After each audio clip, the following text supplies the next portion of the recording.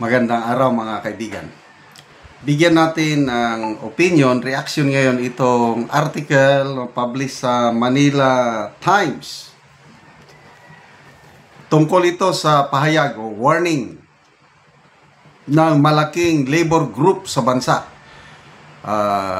Hindi nila nagustuhan ang pronouncement ng Armed Forces of the Philippines, yung banta o babala na posibleng matanggalan ng pensyon ng mga retired soldiers na allegedly nagpapakalat ng fake news or nag-incite to sedition.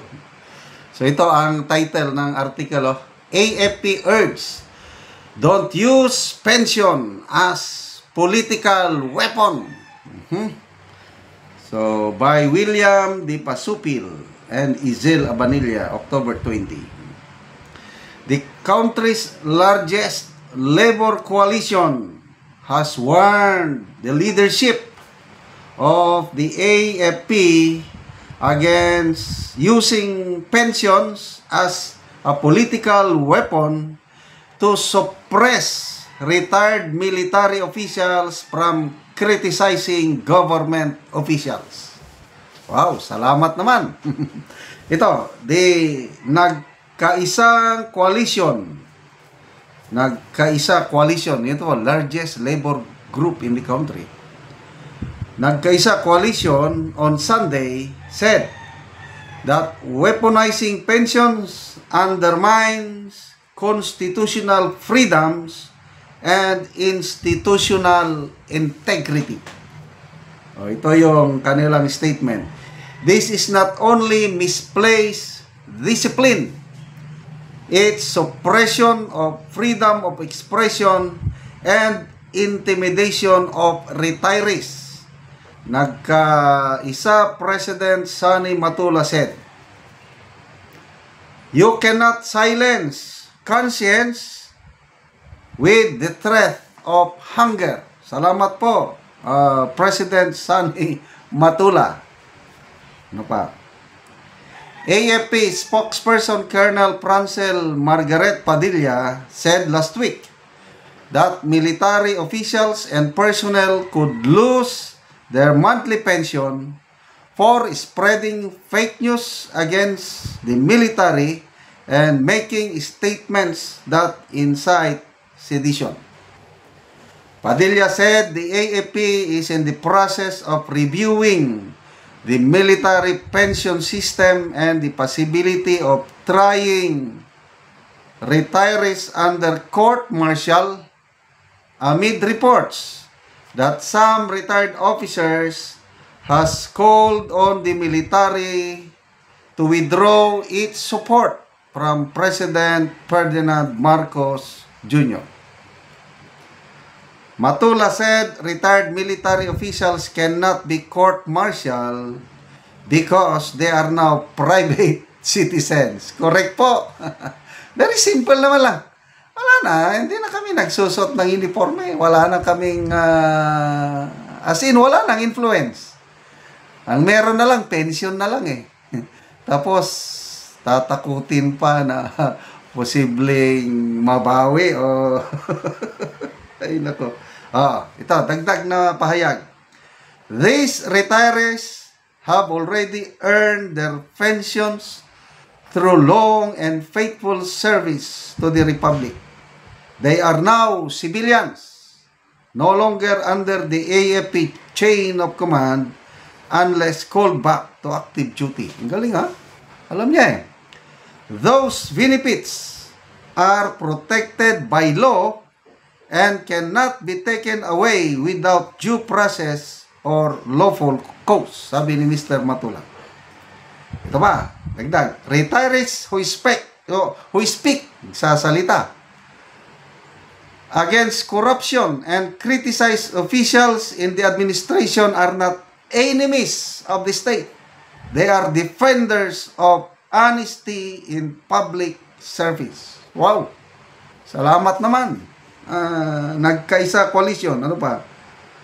Nagkaisa further noted that if there is any valid case against any retiree for involvement in a destabilization plot, The government must ensure a proper and transparent investigation with specific charges and in a manner that respects their constitutional rights.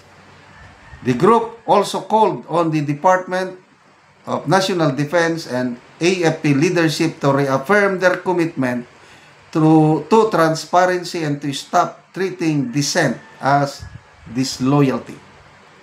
Dagdag pa nila, let it be clear, pensions are paid for by years of sacrifice, not by submission to silence. Anti-corruption is not rebellion. It is a patriotic duty. Makakaiyak naman ito. Salamat po, Nagkaisa Coalition, sa inyong suporta sa amin na mga retirees. Sana mapakinggan ng leadership ng AFP, ng DND ang inyong pahayag na dapat masunod ang due process. Yun naman ang pagkakaintindi ko. Hindi naman basta-basta bawiin na lang.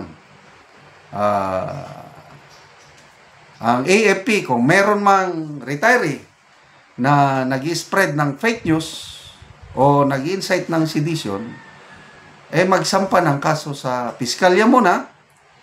Then from piskal, kung makita na may hindi na probable cause ngayon, mataas na ang standard, certainty of conviction.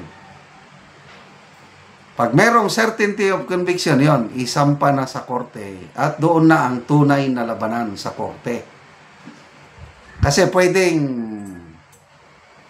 i-indict ng piskal, kailang ang korte na ang mag-decide kung guilty o hindi yung retiree na inaakusahan ng inciting to sedition or spreading fake news.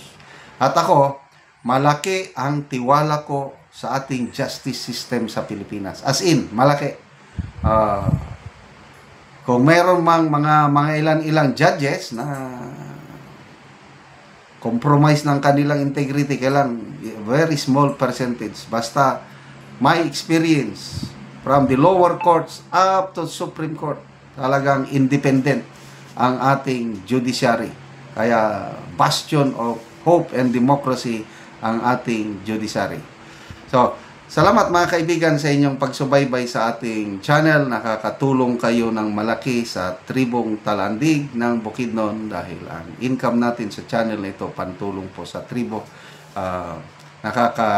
Namimigay tayo ngayon ng mga libreng yero at pako para ang tribo makapagpatayo ng mas maayos na tirahan. At the same time, namimigay din tayo ng livelihood assistance sa kanila, nagpapatanim ng saging lakatan at Arabica coffee. Panoorin nyo ang video na ito. Anak ko sa area nga pagatamnan ni Cesar og kape. Nagi purburais.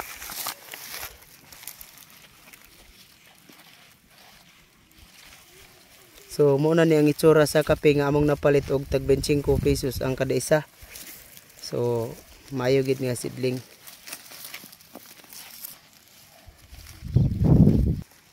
Purburaisin ang yuta.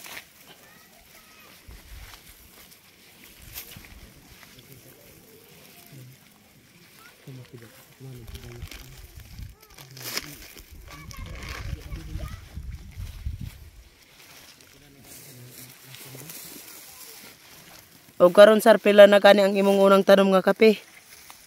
700. 700. So apil karon imong gitanom nga bag-o, Dugangan og 300, 1,000 na tanan. 1,000 na ang imo. 1,000 na. So dagan-dagan na gyud ang atong tanom nga kape. So 1,000 na ang amo ang tanom.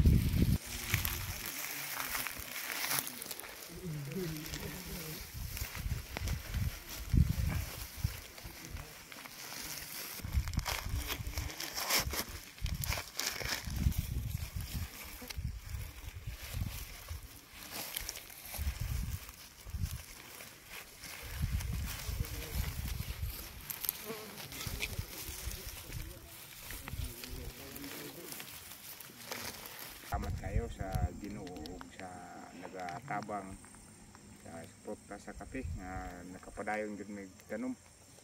Salamat kayo sa Ginoo ug sa nagasuporta nga inaot unta nga padayon pa ni aron daghang pa among matanom makasidling nga kape. Nga puhon nga makapaeskwela mi sa among anak. Salamat kayo. Salamat kayo.